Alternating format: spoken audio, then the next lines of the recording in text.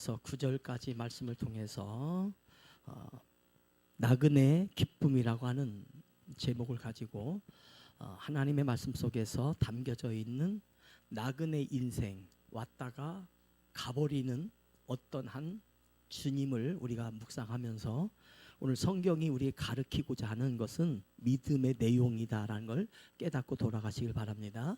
오늘 출애굽기 23장 1절로 9절은 사실 22장부터 계속 나온 것은 법에 관한 거거든요. 민주주의가 아름다운 것은 다수결의 원칙을 존중해 줄 줄 알기 때문에 민주주의가 아름답고, 법이 아름다운 것은 개인의 사정과 상황에 따라 판단하지 않고 진실을 파헤쳐주고 손들어주기 때문에 법이 아름다운 겁니다. 그래서 민주주의는 다수결의 원칙이라는 것과 법이라는 것이 아름답게 가야 그게 건강한 사회고 건강한 삶이거든요. 우리는 성경은 세상을 살아가는, 이미 여러분은 어느 정도 살아가면서 경험을 많이 가지고 있다 보니 법이 뭔지를 알 거예요. 법이란 뭐냐 잘 아실 거예요. 계약서 써보면 법이 뭔지를 알 거예요. 물건을 사고 나면 그 법이 뭔지를 알 거예요. 이 법이라고 하는 것은 나를 존중하고 나를 지켜주고 서로 간의 약속을 신뢰로 이어주기 위한 장치가 법입니다. 오늘 출애굽기 23장의 말씀을 가만히 보면 내용은 참 간단한 것 같아요. 거짓된 풍설을 퍼뜨리지 말아라. 그러니까 헛소문 버리지 말아라, 그런 말이죠. 헛소문, 거짓말하지 말아라, 그런 거거든요. 그러면서 악인과 연합하여 우의증하는 증인이 되지 말아라. 그럼 여러분은 악인과 함께 우의증하지 않습니다. 그렇죠? 악인과 함께 하지 않는데 뭘 악인과 함께 우의증을 해요. 그래서 심지어 다수를 따라 악을 행하지 말며 송사의 다수를 따라 부당한 증언을 하지 말아라. 다수결의 원칙이 있는데 그렇다고 다수를 따르지 말라는 거예요. 말씀을 잘 이해를 못하면은 우리는 다수결의 원칙을 무시할 수도 있어요. 그러면 안 돼요. 우리 여전도회가 이번에 다수결의 원칙이 잘 된 것 같아요. 왜냐하면 소수가 다수결의 원칙을 잘 이루어졌거든요. 다수라는 말은 소수가 있기 때문에 다수가 있고, 소수가 모여서 말한 것이 여러 사람에게 감동되어지면 그게 다수결이거든요.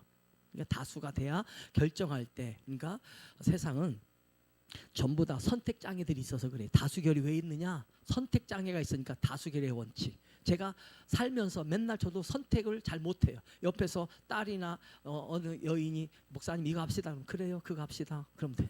그래 해보면 별것도 아니지만 중요한 것도 아닌데 그렇다고 나쁜 것도 아니거든요. 제가 해도 될 일인데 제가 선택을 못할 때가 있어요. 지금도 못해요.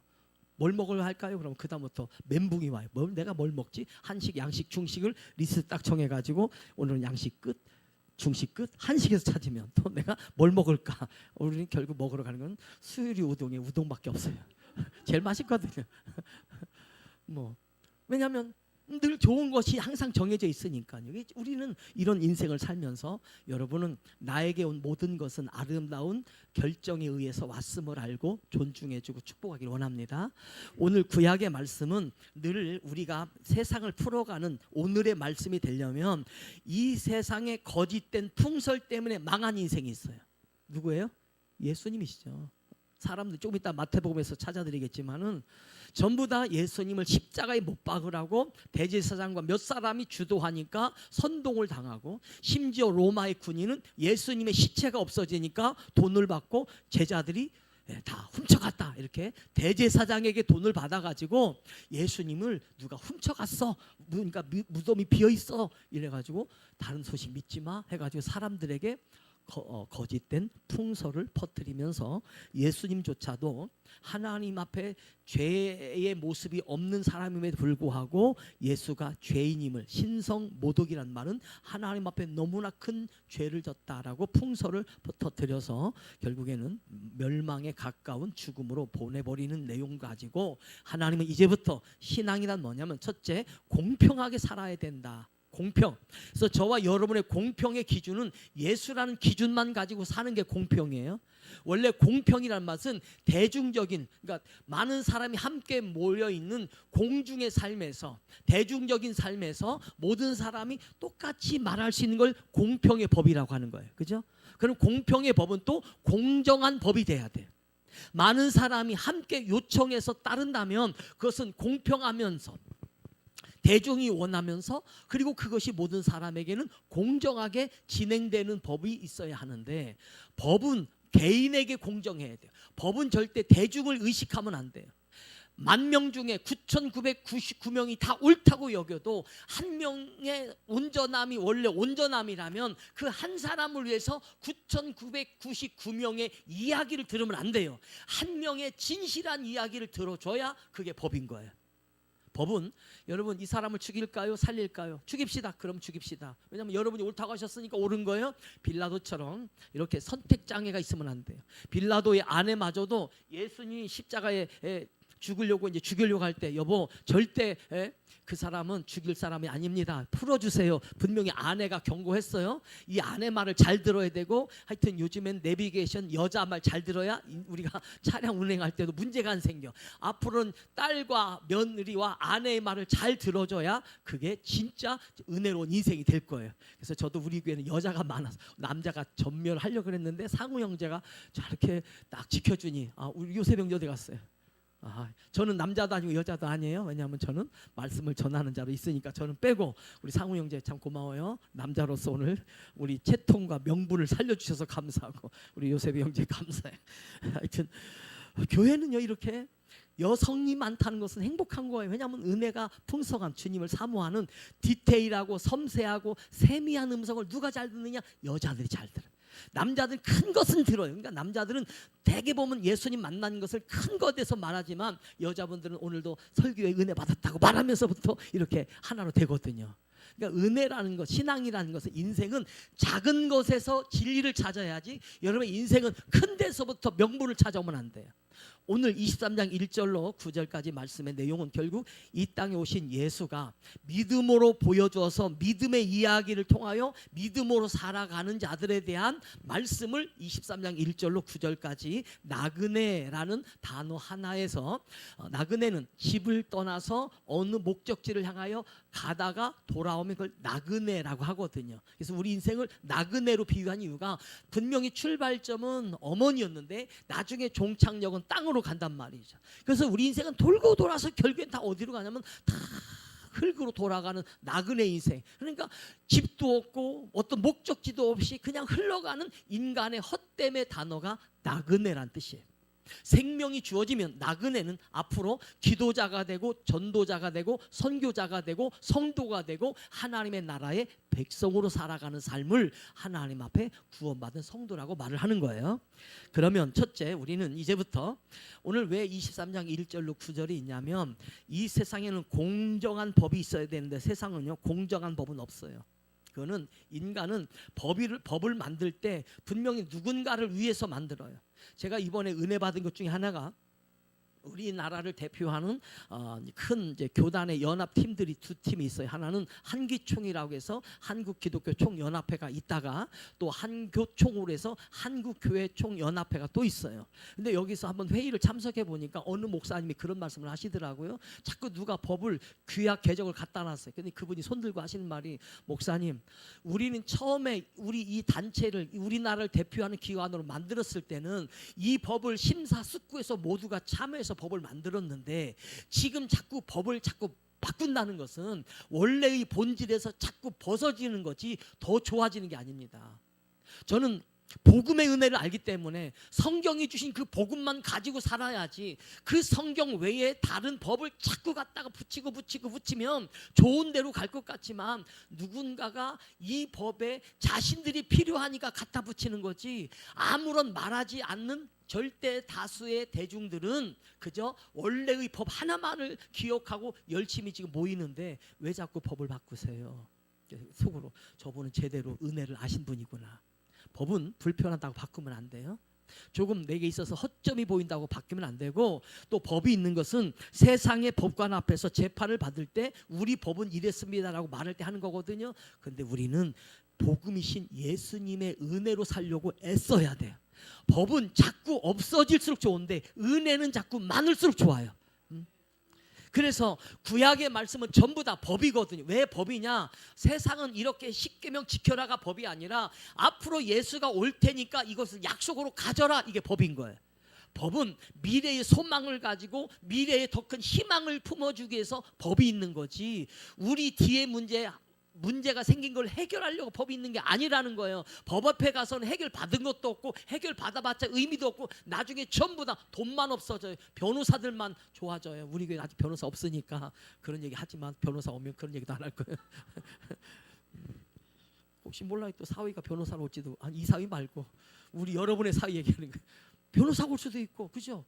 사업가가 올 수도 있고, 다양하게 오잖아요. 그러니까 여러분, 누군가의 축복은 돼야 되는데 이제부터 신앙이란 예수님으로 말씀을 향하여 달려갈 때, 주님, 이 말씀이 무슨 뜻입니까? 주님에게서 답을 주시옵소서라고 읽으셔야 돼요.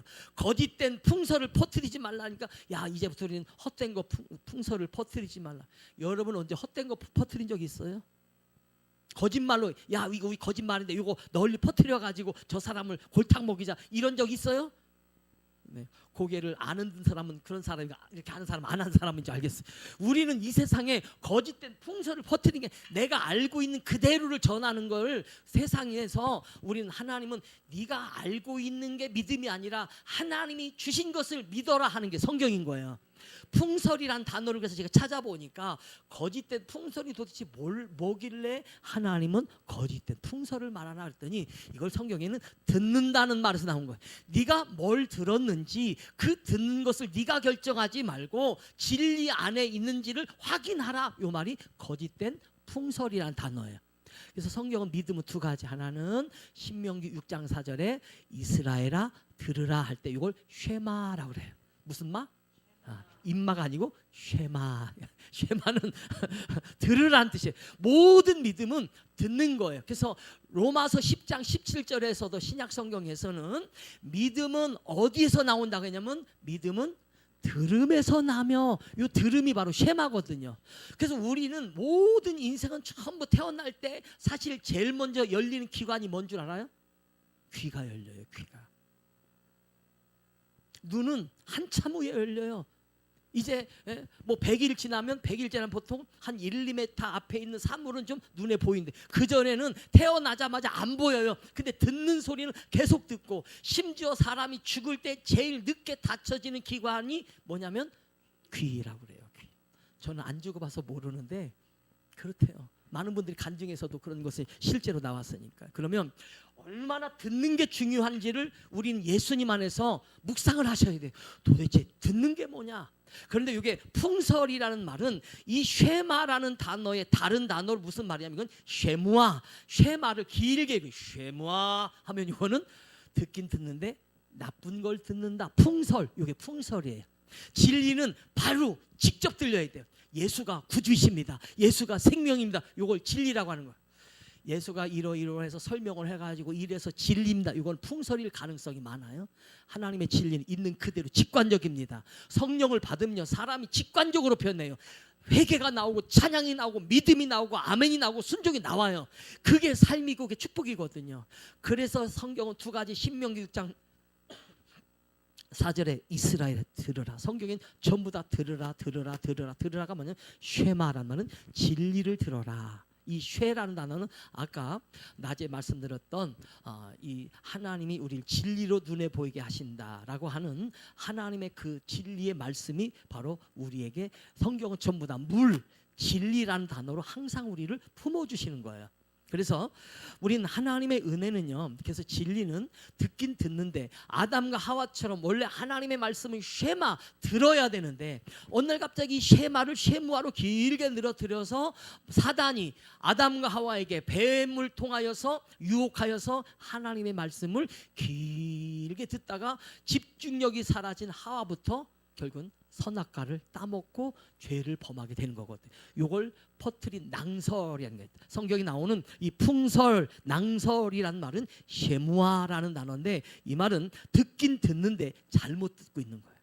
알긴 아는데 잘못 알고 있는 거예요. 이걸 전부 다 풍설이라고 하는 겁니다. 왜냐하면 이 세상에 예수가 오셨어요. 그들이 원하셨던 믿음의 주님이 오셨는데, 모든 사람이 이 예수를 예수라고 말하지 않고, 예수는 사람의 아들이며 그저 선지자 중에 한 사람이고, 예수는 그저 나타난 어떤 특별한 사람이야 하고 예수를 깎아버립니다. 그러니까 예수를 아니다 부정하는 거죠. 진짜 사실은 예수님 같은 사람들이 이스라엘 역사에는 얼마나 많이 등장했는지 몰라요.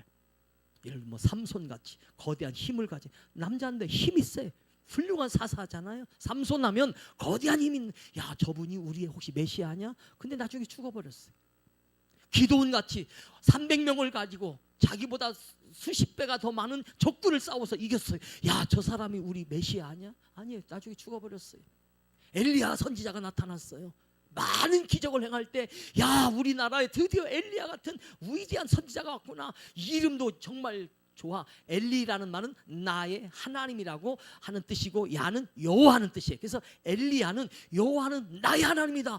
이야 사람들이요 너무 좋아했어요. 그래서 우리나라도 목사님들 좀 훌륭해지면 이름 바꾸는 분들이 막 나와요. 자기 이름 안 쓰고 뭐 다윗이라는 이름도 쓰고 사무엘이라는 이름도 쓰고 엘이라는, 하여튼 그래서 제가 볼 때 이름을 그냥 사역을 위해서 바꾸는 목사님들 치고 제가 볼 때는 제정신인 분이 별로 없어요.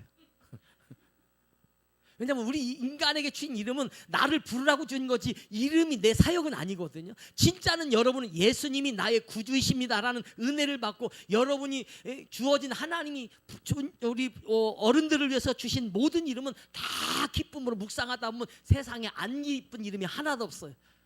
백은 이름 얼마나 좋아요. 제가 생각해도 이렇게 좋은 이름은 없어요. 저에게 주신 특별한 은혜거든요. 다른 사람이 우리 사전을 이렇게 네이버에 쳐보면요 윤백은이 얼마나 많이 나오는지. 얼마 전에 제가 어떤 일을 하다가 어느 목사님 만났어요. 저 윤백은 목사님이시죠? 네. 아유 반갑습니다. 왜 반가우신데요? 저는 목사님 잘 모르는데. 아이고 말도 마세요. 제가 예전에 사법고시 공부하면서 제 뒤에 공부하던 사람이 윤백은이라는 분이 있으셨는데, 그래서 저는 사법 공부한 적이 없어요. 이 목사님 말씀하는 게 아니고요. 제가 아는 분이 의정부 쪽에 윤백은이라는 사람이 살았대요. 그래가지고 얼마나 둘이 공부하면서 재밌는데, 지금 전북에 얼마 전에 우리 이제 상호 형제님이 이제 갔다 왔던 교회 그 정운선 목사님이 이제 간 고백이, 그분이 저를 좋아하는 이유는 제가 다른 것도 좋아서 좋지만 윤백은이기 때문에 좋대요. 저는 이름 좋다고 해서 저 찾아온 사람은 이경숙 외에는 그 사람이 두 번째예요. 윤백은이니까 온 거예요. 저니까. 그래서 간증을 들어보니까 본인이 공부할 때 뒤에 있는 윤백은이라는 사람이 있는데, 문제는 좋은 역할을 한 게 아니라 나중에 사기치고 도망갔대. 그래서 이름을 아주 잊어버리지 않는데, 제가 영적인 목사님을 윤백은을 만났으니 얼마나 행복한지. 어제도 문자가 왔어요. 목사님 우리 교회 이렇게 눈이 와가지고 너무 이뻐요 해가지고 사진도 보내주고. 윤백은이 이렇게 좋은 줄 얘가 예전에 미처 몰랐어요. 여러분의 이름도 마찬가지 다 귀해요. 내 이름은 이래서 안 좋은가가 아니라 내 이름처럼 귀한 이름은 없음을 깨닫길 바랍니다. 이름 개명한다고 좋은 게 아니라 하나님을 만나고 사는 게 중요한 거예요. 그래서 성경은 이제부터 하나님의 말씀에 엘리야라고 하는 선지자가 나타났을 때 사람들이 막 열심히, 야 대단한 하나님. 근데 엘리야가 구름 타고 사라져 버렸어요. 불수레 타고 사라져 버렸어요. 그 다음에 또 엘리사가 나타났네. 또 이 엘리사 보고도 막 하나님의 능력이 나타났는데, 엘리야는 7번의 기적을 행했더니 갑절에 영역을 달라고 기도한 엘리사에게는 14번의 기적이 일어났어요. 그러니까 기적이 더 많으니까 더 훌륭한 사람 나타났네. 그 다음에 선지자가 끊어져 버리고 없어져 버려요. 뭐 이사야, 예레미야 같은 선지자 있지만은 여러분 그분들이 가르치는 것은 예수고, 우리 교회가, 우리 꿈 있는 교회가 가르치고자 하는 그분은 오직 유일하신 분 예수를 전하고 싶은 거예요. 그러니까 낭설이란 뜻은 결국에는 듣는다란 뜻이에요. 너는 거짓된 풍설을 퍼뜨리지 말라는 거. 거짓된 것을 듣고 거짓된 것을 퍼뜨린 사람이 나중에 대제사장과 서기관들이 다 그 짓해서 예수를 십자가에 못 박는 일에 동조하게 만들어요. 조금 이따 성경을 찾아보겠지만 마가복음 15장 11절 말씀을 한번 좀 이따 찾겠습니다. 그러므로 우리는 성경에서 이런 게 거짓된 풍설이구나 하는 것은, 나는 진리 대신 예수를 만나면 진리인 거고, 예수를 벗어나서 거꾸로 들려오는 모든 것들은 다 거짓된 풍설이에요. 듣는데 생명이 없어 풍설이에요. 듣는데 내가 소망이 생기고 힘이 생겨, 그건 진리예요. 여러분도 누군가 대화할 때 항상 될 수 있고 가능성 있고 소망이 있는 말만 열심히 하시기 바랍니다. 기왕이면. 하나님은 그 말을 좋아하세요. 자, 마가복음 15장 11절 말씀을 다 같이 보겠습니다. 시작. 그러나 대제사장들이 무리를 충동하여 도리어 바라바를 놓아달라게 하니, 이게 거짓된 풍설이에요. 대제사장들이, 원래 대제사장은 한 사람이어야 맞아요. 그런데 로마가 자기들이 이렇게 막 돈을 많이 거두려니까 정치적으로 서로 싸움을 시켜야 돼.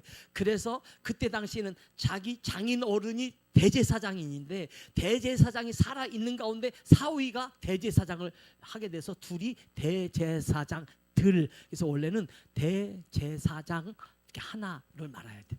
대제사장은 한번 임명되면 늙어 죽을 때까지 대제사장이어야 돼요. 제사장들은 많아도 괜찮아요. 제사장들은 수많은 사람이 레위 안에서 아론의 가문의 자녀들이 전부 다 제사장 가족이거든요. 레위 지파는 하나님의 성막을 열심히 섬기라고 레위 지파를 주신 거예요. 그 중에 레위 지파 안에서 아론의 그 혈통만이, 그래서 아론의 아들이 대제사장이 되고, 나머지는 그 형제들은 제사장이 되는 거예요. 제사장, 레위 지파가 제사장 아니에요. 레위 지파는 레위 지파고, 제사장 지파는 아론의 지파만 제사장이 되는 거예요. 그래서 대제사장은 한 분, 유일하신 한 분을 만들 때 대제사. 그래서 우리도 인류의 구원자는 예수님 한 분을, 그분은 우리의 대제사장이라고 하는 거거든요. 자, 11절에 그러나 대제사장들이 무리를 충동, 요게 거짓된 낭설, 거짓된 풍설을 사람에게 들려줬는데, 저 사람은 예수가 아니고 저 사람은 죽이고 바라바를 뭐 해주자? 놔주자. 여전대장, 그죠?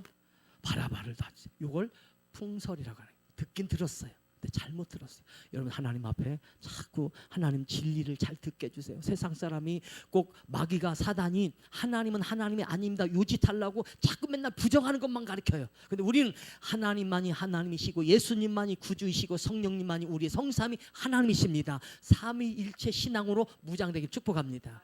오늘 그래서 예수님이 오셨을 때 거짓된 풍설 때문에 예수님이 결국 십자가에 못 박히러 가시는 거예요. 그리고 이들이 다시 출애굽기 23장 2절에 가면 다수를 따라 악을 행하지 말며, 다수가 그렇게 하는데 안 따라갈 사람이 있어요? 저도 지금도 모든 회의에 다수결의 원칙을 순종해줘요. 왜냐하면 하나님의 뜻이 저기 있으니까 그냥 따라가자. 소수가 다수를 이기려고 하면 말도 많고 싸워야 되고 설득해, 너무 힘들더라고요. 그래서 여러 사람이 옳다고 하면 그래요, 옳아요. 그러나 그건 옳은 게 아니라 지금 열심히 해보겠다는 거지, 의인은 하나님 한 분밖에 없어요. 세상에 저 같은 사람이 100명이 모였다고 해서 그게 다수결이 아니에요. 하나님은 성령이 하실 때, 하나님이 하실 때 그게 의거든요. 여러분의 인생은 그렇게 예수를 다수에 따라 행하는 삶이 아니라 진리를 따라 행하는 삶이 되길 축복합니다. 그래서 우리는 다수결의 원칙이 뭐예요? 나중에 빌라도가 묻잖아요. 이 사람을 어떻게 하랴 그랬더니, 이 사람 예수를 십자가에 못 박고 바라바를 놓아줍시다. 이게 다수결의 원칙이에요. 왜 그러냐면, 빌라도는 앞으로 중앙 정부에 올라가서 할 사람, 지금 여기 빌라도는 총독으로 와가지고 이제 군인으로 온 거예요. 이만큼 깃발을 달고 와가지고, 야, 나는 여기 총독이, 이 나라는 작아서 우리가 볼 때 빌라도가 부럽지만, 빌라도는 로마 중앙 정부에 가서 힘 좀 써주고 싶고, 나도 그렇게 하고 싶어. 요게 빌라도의 꿈이거든. 여기 이 나라 관심도 없어요. 그러니까 니네가 알아서 결정해. 선택 장애를 빌라도가 가진 거예요. 왜? 내 선택은 중앙에 있으니. 괜히 내가 이 많은 사람 거슬렸다가 들고 일어나면 어떡해? 아니, 저 사람 죽여도 돼. 이렇게 가는 거거든요. 부인이 막아도 빌라도도 어쩔 수 없어요. 정치와 야망에 꿈꾸다 보니까. 다수결, 우리 교회도 다수를 따라 살아야 됩니다. 다수는 모든 사람, 우리 교회 성도들 한 사람이 한 사람 모이는 게 다수인데, 다수는 많은 사람이 모인 수를 다수라고 하는 거예요. 그러나 기도하셔야 되고, 믿음의 말씀을 따라야 되고, 우리가 모인 이유는 하나님의 영광 때문이라는 큰 목적을 가지셔야 돼요. 많은 사람이 다수가 모여서 오른 이유는 서로 은혜를, 서로 초점을 맞춰서 우리 여전도회는, 우리 남전도회는, 우리 청년부는 우리가 하나님의 영광에서 모였으니 이렇게 하면 어떨까요? 다들 좋아요. 그럼 은혜인 거예요, 그죠? 우리 모여서 야, 이번에 우리 목사님 쫓아냅시다. 우리 그죠? 아니 제가 볼 때 목사님 마음에 안 들어 쫓아내. 그렇게 다수결의 원칙이 될 수도 있어요. 안 그럴 것 같아요? 여러분, 우린 하나님의 역사는 다수에 의해서 역사하시지만 소수의 의견조차도 인정하시고 기도를 들어주시는 분이 하나님이십니다. 하나님은 절대 한쪽으로 치우치지 않아요. 많으니까 인정해주고 작으니까 무시하는 게 아니라 하나님의 보면 죄인 한 사람의 기도도 눈여겨보시고 귀담아보시고 마음을 다하여 기도를 응답해 주실 줄 믿습니다. 예수님이 그 절망적인 상황을 밀어붙일 때 아무도 예수 편에서 아무도 우리 저분은요 죄 없으세요 이거 말해준 사람 하나도 없어요. 그러나 하나님 앞에서 예수님은 끝까지 순종합니다. 왜냐하면 하나님은 공정하시거든요. 지금은 내가 육체적으로 밀리고 고난당하고 어려움당해도 우리 하나님은 나를 반드시 영광의 자리에 서게 하실 부활의 하나님인 것을 예수님은 이미 아시거든요. 따라서 우리는 잘되고 잘되며 잘 됩니다. 이 믿음 가지고 사셔야 돼요. 이 공평한 법이란 결국에는 심지어 나귀가 가다가 길을 잃어버리고 때는 짐을 싣고 가다가 엎드러질지라도 그것을 도와서 그 다른 사람의 타인의 낙이, 심지어 원수가 끌고 가는 미워하는 자의 낙이, 우리 5절 다 같이 볼게요. 5절 출애굽기 23장 5절 보세요. 네가 만일 시작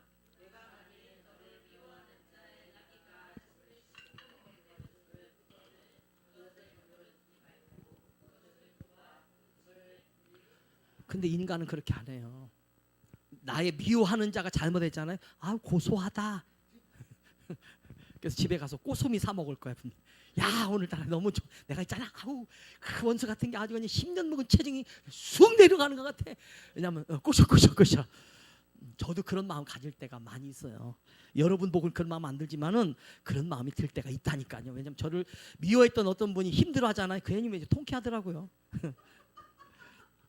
아이고 일어난 종아 그게 통쾌한 게 아니라 불쌍한 것. 근데 이 출애굽기 23장 5절의 말씀은 네가 미워하는 자의 나귀가 짐을 싣고 엎드려 그 사람이 아니라 그 사람의 낙인데도 엎드려지면 가서 뭐 해주라고요? 도와주어라. 근데 안 도와줘요. 사람들은 안 도와줘요. 그래도 나는 일어설 수 있습니다. 주님의 이름으로 일어설 수 있게 축복합니다. 교회는 성도는 남이 도와줘서 일으켜지는 인생도 필요하지만 나 스스로가 훌훌 털고 일어설 수 있는 능력이 필요한 거예요.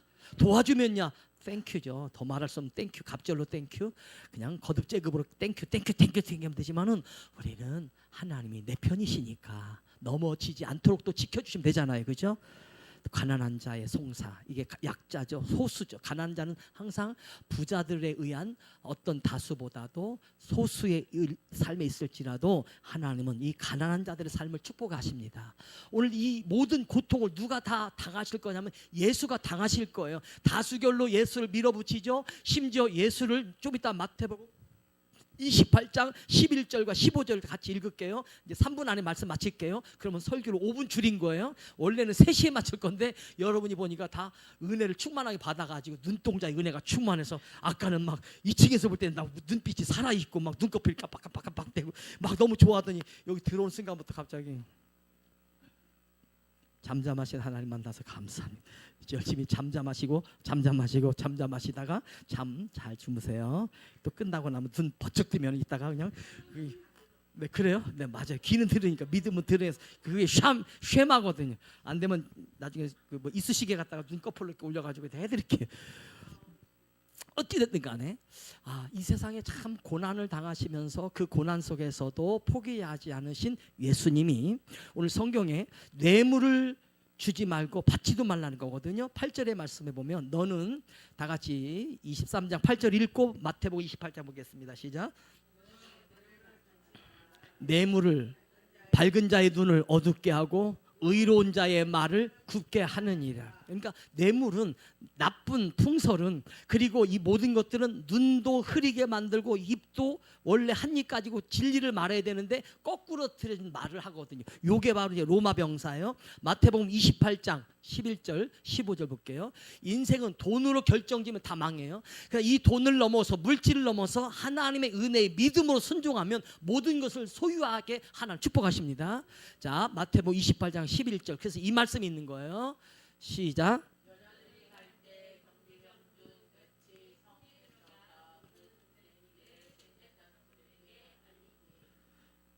대제사장들에게 알리니. 계속해서요. 12절 시작. 장로들과 함께 모여 의논하고 군인들에게 돈을 많이 주며. 돈 받았죠. 이거 뇌물인 거예요. 자, 출애굽기 23장의 말씀은 이런 삶으로 인해서 결국 고통당하는 자가 나와요. 나그네 된 자나 고아나 과부같이 연약한 자가, 어떤 사람이 자기가 죄가 있는데 자기 죄를 덮어버리기 위해서 변호사에게, 뭐 다 그런 건 아니니까 변호사 나쁜 사람 아니에요. 또 재판관에게 돈 줘가면서, 저 이번에 우리 유명한 우리 법인 하나 만들었는데, 우리 회계법인 만들었는데, 우리 법무법인 만들었는데 당신을 늘 모실 테니까 이 사건 무마 좀 해주세요. 그래가지고 돈 주는. 그래서 대기업들은 전부 다 자기들 고문 변호사부터 자문 변호사부터 변호사들이 막 질비하게 있어요. 한두 명 갖고는 해결이 안 되니까 각 종류별로 변호사를 다 모시고 있거든요. 다 월급 줘요. 그러면 이 사람은 이 회사에서 일어나는 일이, 어떤 일이 벌어졌어요. 너 약자 편에 설까요? 이 임금을 준, 돈 준 사람 편에 설까요? 돈 준 사람 편에 서요.